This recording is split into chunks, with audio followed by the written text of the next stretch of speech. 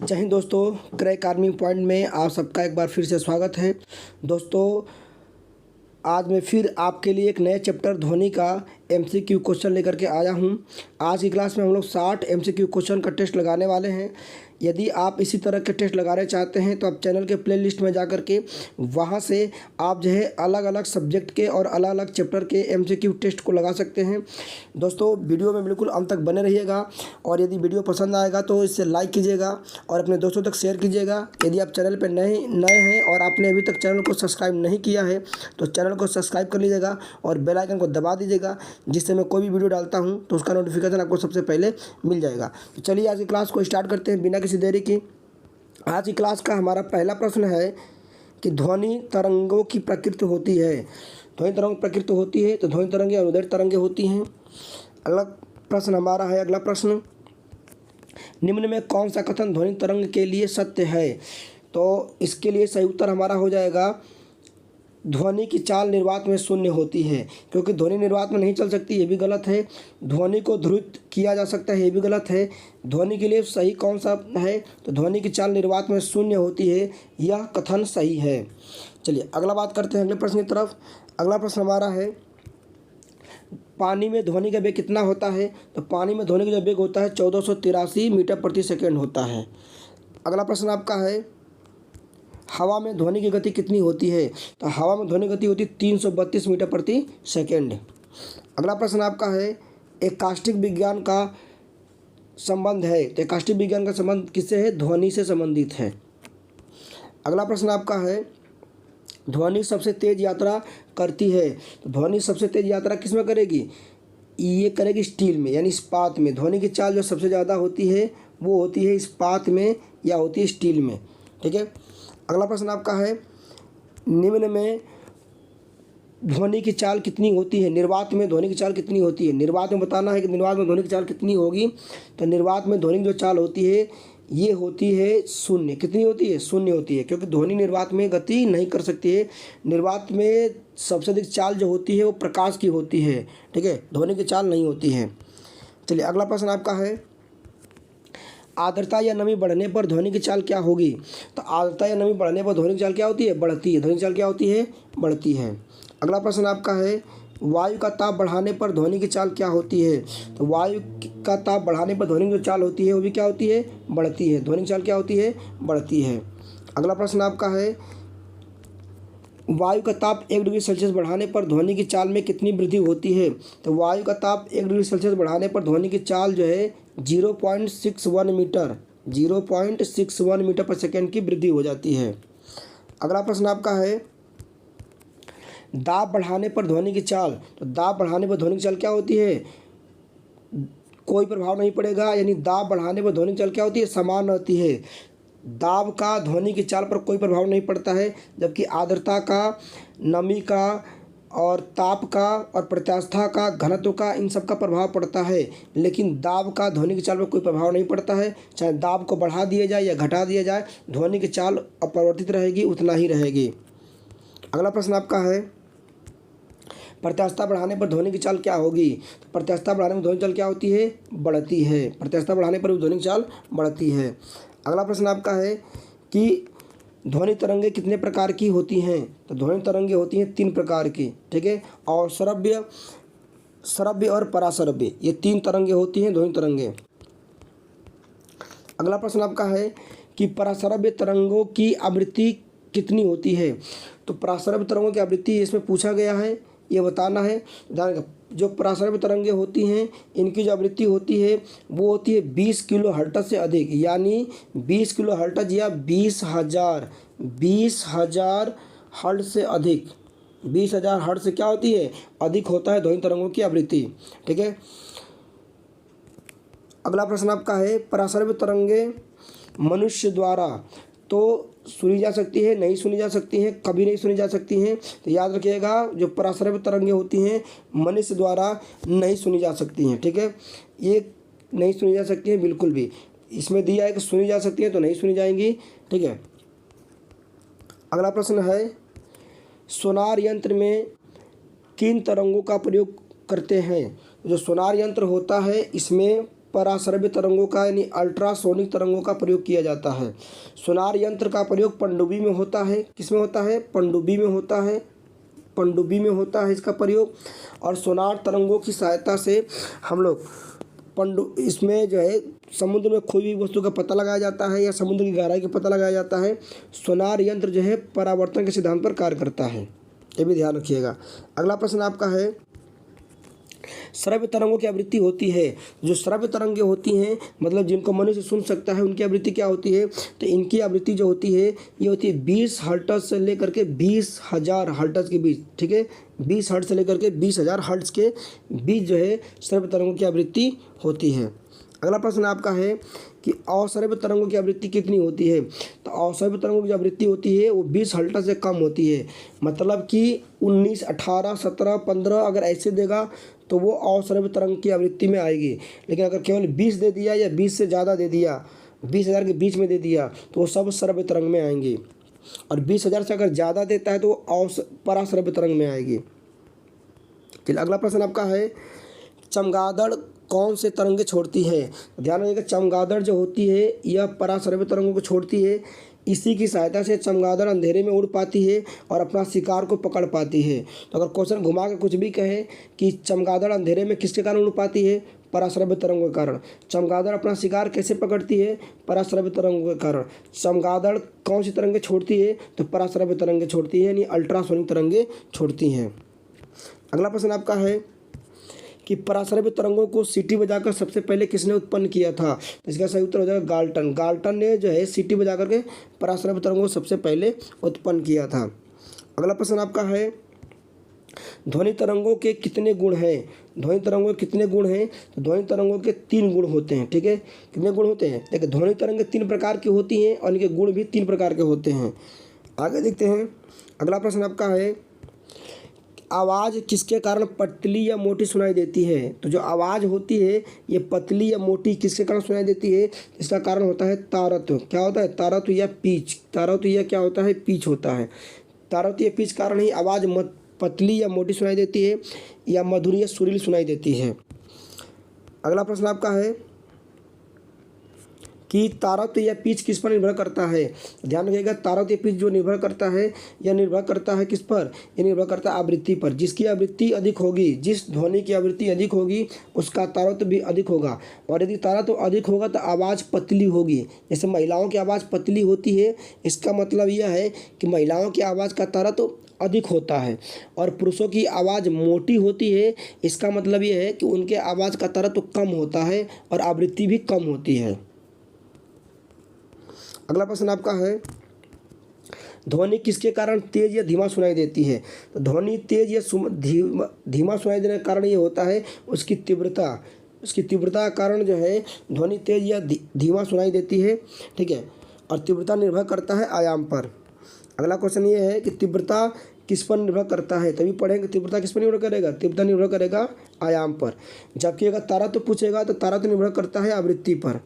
तारत्व निर्भर करेगा आवृत्ति पर, ध्यान दीजिएगा, तारत्व निर्भर करेगा आवृत्ति पर, जबकि तीव्रता निर्भर करेगा आयाम पर।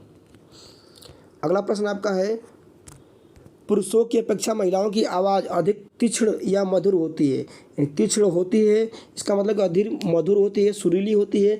इसका कारण क्या है? तो महिलाओं के आवाज़ का जो तारत्व क्या होता है वो अधिक होता है। तारत्व अधिक होगा तो आवाज़ पतली होगी, अधिक होगा तो आवाज़ क्या होगी?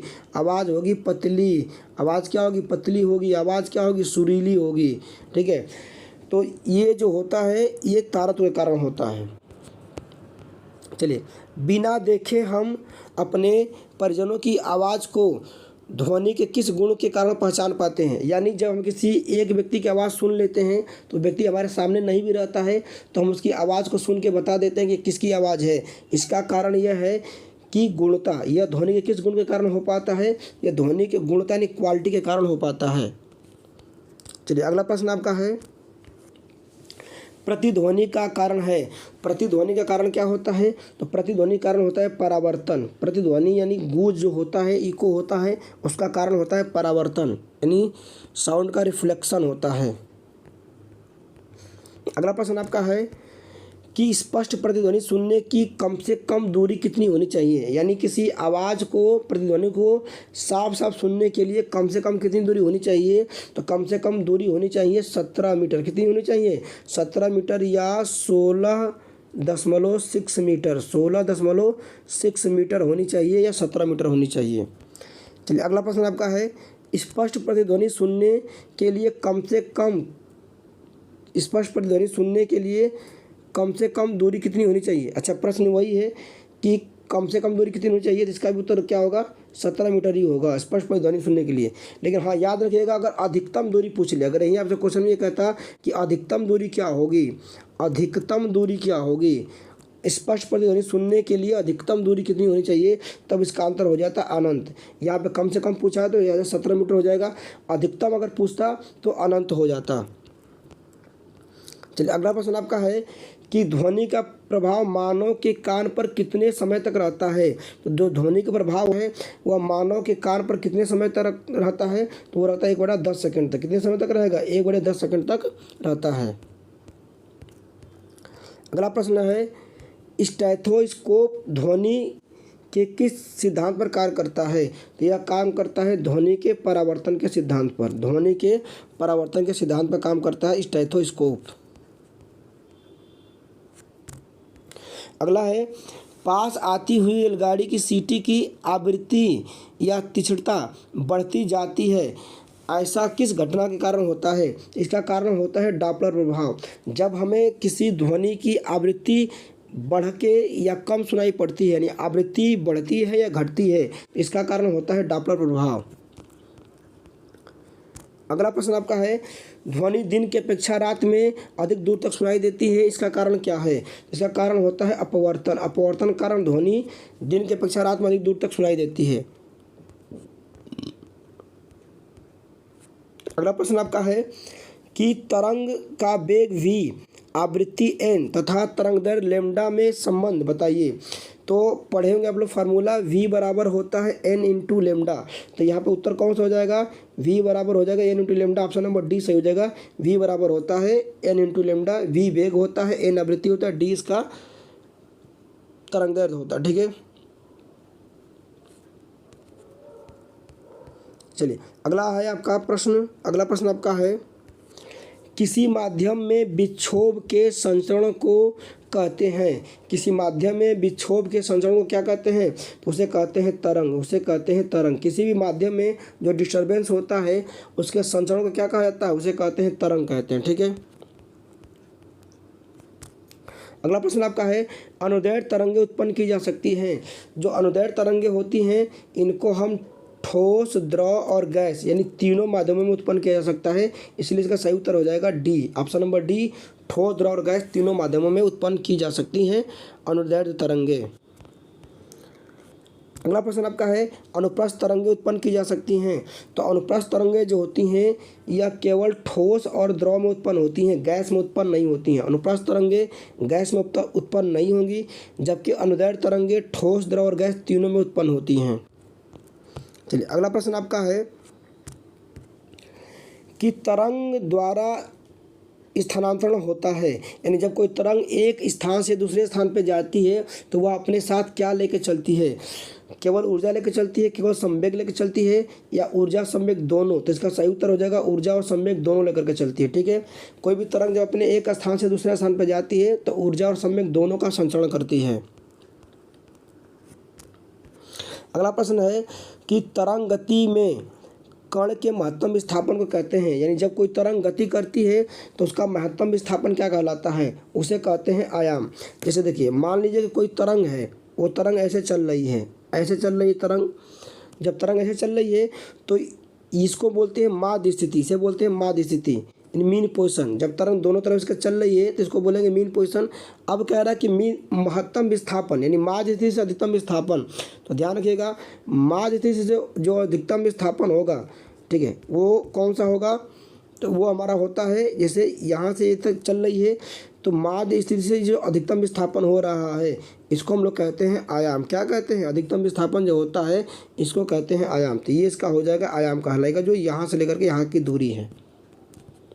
चलिए अगला प्रश्न आपका है कि एक बर्तन एक बर्तन, ठीक है, एक बर्तन को जल से भर दिया जाता है तो उसकी आवृत्ति क्या होती है? तो ध्यान रखिएगा, जैसे जैसे बर्तन को भरा जाता है उसकी आवृत्ति क्या होती है?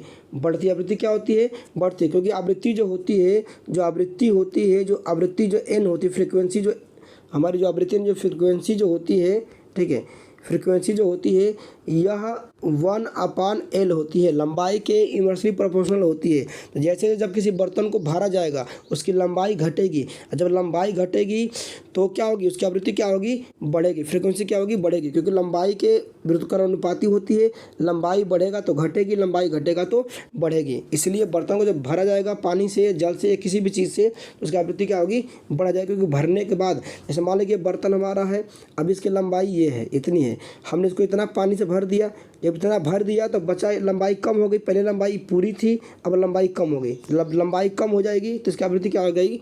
बढ़ जाएगी। अगला प्रश्न आपका है, किसी वस्तु की गति तथा ध्वनि की गति के अनुपात को कहते हैं। तो किसी वस्तु की गति और ध्वनि गति के अनुपात को क्या कहा जाता है? इसे कहते हैं मैक संख्या। क्या कहते हैं? मैक संख्या। यानी कि मैक संख्या बराबर होता है हवा में पिंड की चाल, हवा में पिंड की चाल बटे में ध्वनि की चाल, हवा में ध्वनि की चाल, इन दोनों के अनुपात को ही कहते हैं मैक संख्या। अगला प्रश्न आपका है, निम्न में किसमें ध्वनि नहीं चल सकती है? तो ध्यान रखिएगा, ध्वनि जो होती है निर्वात में गति नहीं कर सकती है, ठीक है। निर्वात में ध्वनि गति क्या होती है? शून्य होती है।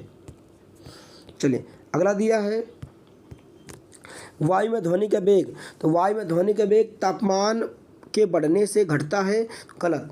तापमान के घटने से बढ़ता है। तो वायु में ध्वनि का जो वेग होता है तापमान प्राश्रित नहीं होता है। ध्यान रखिएगा, जो ध्वनि का जो वेग होता है तापमान के बढ़ने से क्या होता है? बढ़ता है। तापमान के बढ़ने से क्या होता है? बढ़ता है। तो यहाँ पे थोड़ा विकल्प कोई नहीं दिया है, इसलिए एक विकल्प हम सही कर लेते हैं। तापमान बढ़ने से क्या होता है? बढ़ता है। क्या होगा? बढ़ता है। यहाँ पे विकल्प कोई नहीं दिया है, इसलिए सही विकल्प इसको मान लेंगे कि वायु में ध्वनि का वेग जो होता है तापमान के बढ़ने से क्या होता है? बढ़ता है। तापमान बढ़ेगा, ध्वनि का वेग क्या होगा? बढ़ेगा। चलिए अगला प्रश्न आपका है, कौन सी घटना प्रकाश और ध्वनि दोनों में घटित नहीं होती है? कौन सी घटना प्रकाश और ध्वनि दोनों में घटित नहीं होती है?